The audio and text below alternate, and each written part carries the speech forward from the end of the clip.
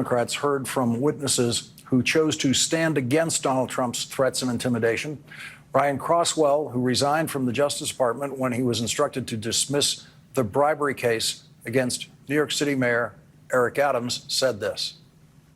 The message that this sent, intentionally or unintentionally, was that public officials may be prosecuted or may be protected from prosecution as long as they're politically aligned with the Trump administration.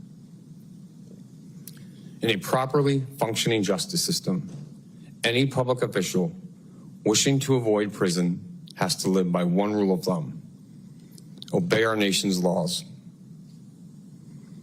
And this action raised an even more chilling question. Is the Justice Department that will drop charges against those who acquiesce to a political demand a Justice Department that will bring charges against those who don't? Liz Oyer was the Department of Justice pardon attorney before she was fired for refusing to recommend that Mel Gibson's gun rights be restored to him. Liz Oyer testified that Donald Trump's former criminal defense attorney, Todd Blanche, who is now the Deputy Attorney General, planned to send armed U.S. Marshals to her house on Friday night in an apparent attempt to prevent her from testifying today.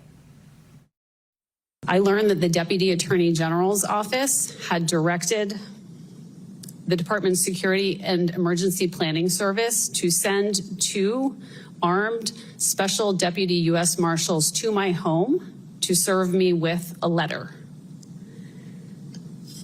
The letter was to be served at my home between 9 o'clock and 10 o'clock on Friday night. I was in the car with my husband and my parents, who are sitting behind me today, when I got the news that the officers were on their way to my house where my teenage child was home alone. Fortunately, due to the grace of a very decent person who understood how upsetting this would be to my family, I was able to confirm receipt of the letter to an email address, and the deputies were called off. The letter was a warning to me about the risks of testifying here today. But I am here because I will not be bullied into concealing the ongoing corruption and abuse of power at the Department of Justice.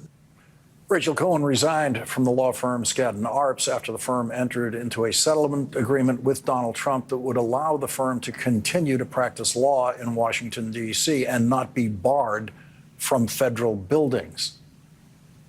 I believe our country is teetering on the brink of authoritarianism, and that many leaders of our most prestigious and profitable law firms